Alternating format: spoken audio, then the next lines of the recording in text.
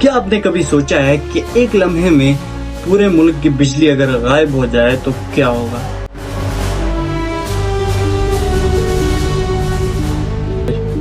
نہ لائٹ، نہ پانی، اور نہ ہی اسپتالوں میں مشینیں، اور نہ ہی بینک.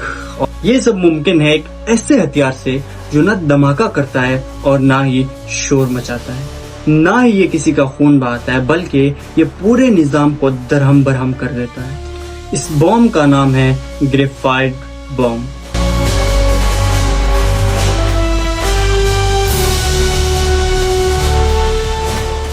گریفائٹ بم کوئی عام بم نہیں ہوتا. اس میں نہ بارود ہوتا ہے، نہ آگ، اور نہ ہی کسی قسم کا دھماکہ، بلکہ اس کے اندر کاربن فائبرز موجود ہوتے ہیں. جب یہ بم فضا میں پھٹتا ہے تو ہزاروں قسم کے فائبرز اس میں سے نکلتے ہیں اور ہوا میں بکھر جاتے ہیں اور ننگی بجلی کی تاروں پر چپک جاتے ہیں اور شارٹ سرکٹ پیدا کرتے ہیں، جس کے نتیجے میں پاور گریڈ تباہ، سسٹمز میں اوورلوڈ، اور پورا شہر اندھیرے میں نہا جاتا ہے. تو آئیے سائنس کی زبان سے سمجھتے ہیں کہ آخر یہ گریفائٹ بم کیسے بنتا ہے اور کیسے کام کرتا ہے. بیسکلی گریفائٹ ایک بہت ہی اچھا کنڈکٹر ہوتا ہے، یعنی یہ بجلی کو آسانی سے پاس کرتا ہے. جب graphite fibres high voltage lines پر آ کے چپک جاتے ہیں تو وہ شارٹ سرکٹ کا باعث بنتے ہیں. اس سے سرکٹ بری طرح متاثر ہوتا ہے اور جو پاور پلانٹس ہوتے ہیں وہ فوراً بند ہو جاتے ہیں. صرف یہی نہیں، اس کے ساتھ ساتھ گریڈ اسٹیشنز بھی شٹ ڈاؤن کر جاتے ہیں اور کسی بھی کنٹری کا پورا الیکٹریکل سسٹم کریش کر جاتا ہے. اس کا مطلب بجلی کا مکمل خاتمہ، وہ بھی بغیر کسی دھماکے کے، بغیر کسی آواز کے، اور بغیر کسی خون خرابے کے.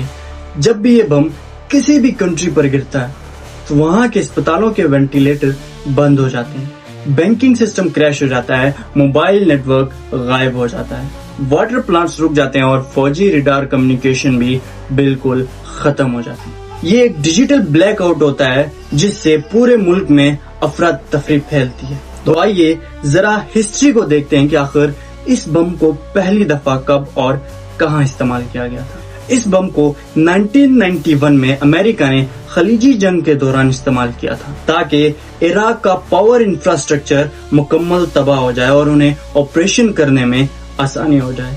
اس ہتھیار کا دوسرا استعمال 1999 میں نیٹو نے سیربیا کے خلاف استعمال کیا تاکہ وہ چاہتے تھے کہ بغداد میں الیکٹریکل سسٹم مکمل طور پر شٹ ڈاؤن کر جائے.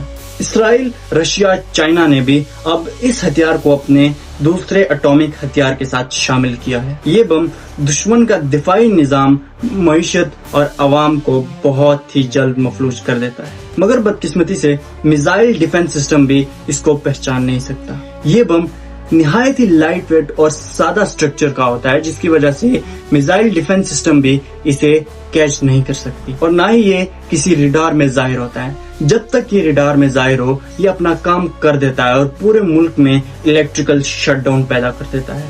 اس سے بچاؤ کا واحد طریقہ ہے کہ پاورز کو آئسولیٹ کیا جائے، ڈیفنس سسٹم کو بہتر کیا جائے، اور ایسے فائبر سے بچاؤ کے لیے خاص ٹیکنیک کو استعمال کیا جائے. گریفائٹ بم مہلک تو نہیں ہوتا، لیکن یہ جسمانی طور پر اور نظامی طور پر مہلک ہے، کیونکہ یہ ہتھیار خون نہیں بہاتا، عمارتیں نہیں گراتا، بلکہ یہ دشمن کی روزمرہ کی زندگی کو مفلوج کر دیتا ہے.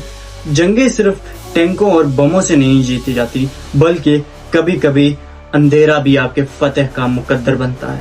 جیسے جیسے دنیا ڈیجیٹل اور الیکٹرک ہو رہی ہے، ویسے ویسے ان ہتھیاروں کا خطرہ بڑھتا جاتا ہے. آج کے اس دور میں ہر چیز بجلی پر ہے، تعلیمی ادارے، ہسپتال، معیشت اور دفاعی نظام، یہاں تک کہ ایک عام شہری کے پاس جو موبائل ہوتا ہے وہ بھی بجلی پر چلتا ہے، اور اگر دشمن اس بجلی کو بند کر دے تو وہ بھی اس سہولت سے محروم ہو جاتا ہے. گریفائٹ بم ہمیں ایک بات سکھاتا ہے کہ دنیا میں سب سے خطرناک ہتھیار دھماکہ نہیں بلکہ اندھیرا ہے، کیونکہ سب سے مہلک ہتھیار وہ ہے جو نہ دکھے اور نہ ہی شور مچائے اور نہ ہی خون بہائے، بلکہ اپنا کام خاموشی سے کرے اور ایسا جھٹکا پہنچائے دشمن کو کہ وہ صدیوں تک اسے یاد رکھے.